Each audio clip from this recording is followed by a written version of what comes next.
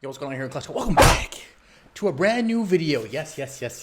I know sometimes I miss crucial information in videos and it makes me so sad.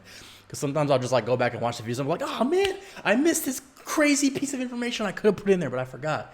It happens, yo, it happens. This game is very complex, so if you guys are brand new, make sure you pay attention, hands down. And Alvarez. Someone on Facebook said that.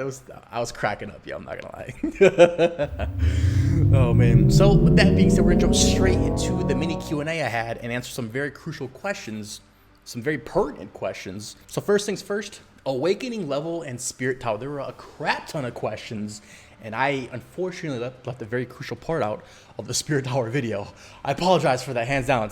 It happens, right? So long story short, let's just recap what we talked about, okay? When it comes to the spirit tower, long story short, it is your top 6 heroes that make up the spirit tower. After 6, you know, putting rank up gens into them, putting hero XP into them, the green stuff, and coins into them, anyone in the spirit tower will be the same level, but not the same power. Yes, that's what I meant to say in the video, but I didn't. Yes. As you can see, the top 6, it goes by the lowest of the top 6. In this case, would be level 300. So if you go over to heroes real quick, you have Alvarez. The bright. You have him. Curry. You have her. Trump. You have What? her. Or I meant him. Hear the Her. singing. And then her. There's nothing I want. Okay, how do I know? Because their number is in white. If their number is in light blue, they're in the spirit tower, right? Now, your level is not the equivalent to your power. It is not. And I'm so sorry I didn't put this in the video. Now, what does that actually mean? Okay, now, your number The brightest moonlight is held in the hands of darkness. is not equivalent to this right here, this diamond right here, where it says eternal. That is your awakening level. And that is the bread and butter of Hero Clash. Yes, it is the bread and butter. Just to give you a quick analogy. Actually, we'll do the analogy after I explain this, okay? So, really quick, if you go over to Awakening Spring, if you are brand new day one, just installed Hero Clash, you really need to pay attention, trust me. So when it comes to the Awakening level, you go from Excellent all the way to Eternal, and it takes 16 pieces to do that. As you can see, I'm going to use her as an example. She is an Excellent plus Awakening level, right? That means I have 2 Excellent pieces of her to make Excellent plus. That means I pulled her twice in the summoning hall, and I need to pull her 14 more times to get her to Eternal. Okay, as you can see, purple and purple diamond is Excellent / Excellent plus. You have the gold, which is epic. If I unlock her again, then she'll be epic plus. And then moving on to the red one, which would be her, legendary / legendary plus. Okay, and then after that will be the purple, the light purple, which is her. You have mythic and mythic plus. Okay, and then after that you'll have the blues, which would be her. Now this one's tricky because you go from mythic to transcendent, and then transcendent to transcendent plus, and then transcendent plus to transcendent plus plus. And then after that, that's when you get the good old eternal, and that'll put you at 16 pieces. However, you're not done, hands down. Let's go Hero Clash. I want to squeeze out 2 more excellent pieces. As you can see, once you get to The eternal, brightest moonlight is held in the hands of you darkness. also have your awakening skill. You requires 2 excellent pieces, aka 1 excellent plus piece to unlock her, right? And once you do that, then you are complete 100% with that hero. And if you pull another shard, aka the 19th piece, then you'll be able to unlock the dismantle store, which is the best thing in Hero Clash. But I covered that in a previous video. Anyways, so hopefully that explains everything. Moving on to the second question is game abbreviations. Yes, hands down. Now I'm not gonna show, actually I will show it. I'll show this one. Because of your words, I walked into the night. Don't ever show your enemy this screen. This screen right here, yes. Now, I'm showing you my free-to-play account because I don't care. I will never show anyone my pay-to-win account. Never. Because if someone has this information right here, you will 100% lose if they know what they're looking at, if they know what they're reading. 100%. If I see this and you're my enemy in the next game, you are done. Because this right here is who your hero is, how strong your hero is, what your hero is going to do in the game. You know, with probabilities and stuff, okay? So when it comes to this screen, I'm not going to go over every single abbreviation. I'm actually going to incorporate this in a different video later this week where we go over each and every single one so it all makes sense to all of you guys. However, I do have to clarify something with Hero Clash, so that's why I'm not going to go over every single one, okay?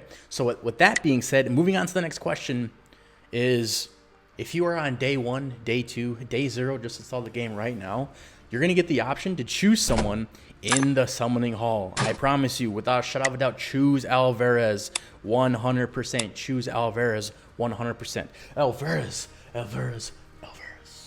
That simple. Trust me. Okay? Next, moving on to the next topic is the Spring Sound necklace, baby. Let's go. I actually don't have it on this account, so we'll just The brightest moonlight is change. held in the hands of put all the darkness. holy praise. The best holy praise artifact in the game is the Spirit Song necklace. I do not own it, unfortunately.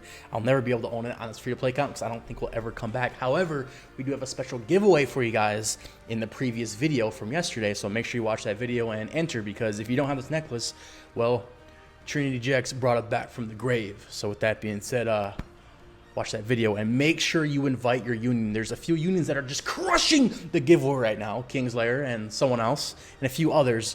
I'm very disappointed in my own union because there's only like 1 or 2 people who showed up. It is what it is. I guess we have to reform my own union. So with that being said, make sure you go watch that video and we'll move on to the next question. Okay, hero buffs. I know Tiny Car was talking about the hero buffs, so we're going to go over to the good old Tower of Fate. Okay. Now, when it comes to these buffs, where's the bag at? There we go. So pretty much these hero buffs are only for this specific game mode, hands down. Yeah, you have it in this World Exploration mode, and it's only for that specific game mode. They do not carry over anywhere else, and they are automatically applied in the game, right? Now, just to go into depth, which ones do you choose? Just choose the ones that best fit your heroes. You know, if you got 3 Nightfall heroes and 3 human heroes, you're not going to choose, 50% defense for Tree Spirit, Sometimes you get all crappy ones, sometimes you get good ones. Just choose which one is best for you. And it's all about just learning and knowing what works for you in that specific case, okay? Moving on to the next question is increased CP. Okay, so now I'm going to roast a few. The brightest moonlight is held in the hands of... I'm going to roast a few people. I see this a lot, this CP up here. A lot of people are so big, oh, he's got 40 or 50, 60 million CP, he's going to crush you. It's all an illusion. It is, okay? It's an illusion. Once you get over a certain CP, it does not matter. My current account has just shy of 50 million CP. Some people have 70, 80, 90 million CP. Yeah, it just means they have more stuff unlocked, hands down. But at the end of the day, when it comes to a battle, there's only 6 heroes on a battle. So you can only have so much CP on the battlefield. Just saying, okay? So if someone has a low CP, it simply just means they might not have things equipped. I know I do that when it comes to the Crucible. I'll have stuff unequipped until the Crucible starts or a new game mode starts or something. Because look, right now it's at 117, so what happens if I... Because of your unequip words, that? I walked into the night. Unequip the armor. Watch this. Oh my goodness, it went down. No way. Yes. So it doesn't matter what someone's CP is to a certain extent. And I keep seeing people in the comments, well, not my comments, but like on social media, roasting people like, oh, your CP solo, blah, blah, blah. Like, how do you know he doesn't have everything equipped or doesn't have everything equipped? You don't know. As you can see, I just lost 1 million CP for Because of your words, I walked into the night. So with that being said, be very, very cautious when you judge someone for CP, because I personally keep some of my Abyss items off my heroes on main account, so my CP is kind of low. So to answer your question, how to increase CP, aka time and money, mainly money. Yeah, that's the reality of it. Okay, moving on to the next topic is lineup, aka hero positioning, hands down. Let's do it. Let's go over to the friends and let's just click one. Here's a good one. Okay, here we go. Okay, so here we go. It's all about reading the lineup, okay? He has Dragonic up front. He has the Twin up front, and he has the armor guy, Fagin, up front. So he's going to go for armor, and he's going to go for a double attack with Alvarez. I guarantee the Twin is for Alvarez and not for Dragonic. He's using Dragonic because he has the Spirit Song necklace. I guarantee it. So in this case, he has Denise in the far back, which, it doesn't matter. She's in the back for increased speed and attack. And then he's going to use Matafia, whatever her name is, to heal anyone who dies. So in this case, what would I do? One, I'm 100% going with her. Okay, but I'm going to put her in the back, though. I want her to survive. Phoenix, and then I'm actually going to go with the Wolfie Wolf. I don't know why I called her Wolfie Wolf for some reason. But she's a chick on a bear, and she's absolutely OP. One of my all-time favorite Tree Spirit heroes, and I recommend working on her because she is a beast, as you'll see. My reasoning behind this is because on round 2, she'll be able to snatch up Dragonic. I don't want Dragonic to be with this group, 100%. And then I'm actually going to use Natalie, because my Natalie is one of the strongest heroes, and she's the cleanup crew, hands down. If anything else goes wrong, she will clean up. I want to go with some level 1 5 million armor, because that's what's going to happen. And then I'm probably going to go with, I'm going to mash him with this just in case, you know, all the odds hit the fan and let's say his Alverch starts cleaning house, you know. That's just in case. Here we go. Let's do it. Is this the best setup? No, but I know this setup will work, in my personal opinion, based on my heroes. Okay, here we go. Let's see what happens. Destruction.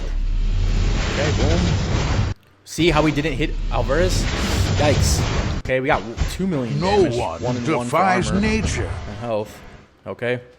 I took out his twin though, so that's good. So the twin Tremble won't be able to use before the me. ability. Okay, cool. Okay. Boom, boom, boom, boom, boom, boom, boom, boom. A blade to your heart. This is what I wanted to avoid right here. Jeez Louise, man. Okay. Ooh, Dragonic's mad. Oh, he's dead. Whew. Whew. I guess he didn't have the Spirit Song on. Surprise. Okay. Doo-boo, doo-boo. Destruction. Obliterate! Double kill, triple kill, Oh. pentakill. Cleaned house, yo, hands down. Now, I'm just using this as an example. Would that play out in the Crucible? Absolutely not. If you go against if you're in the Crucible, you know, top 2, top 4, you're going against people who are very, very close or higher in your skill level. So pretty much to regurgitate what I said, when it comes to lineup, make sure you put your strong damage absorbing heroes up front. In the back is pretty much your reserve. Who do you want to last a little bit longer? And base all your heroes and lineup on what the enemy does. Hands down, that's literally what it comes down to. How you're able to read your enemy and plan before you even start the battle. With that being said, hopefully y'all learned something today. Hands down, if you have any more questions, let me know in the comments, and we'll do a part 2 of this video, okay? That being said, greatness manifested.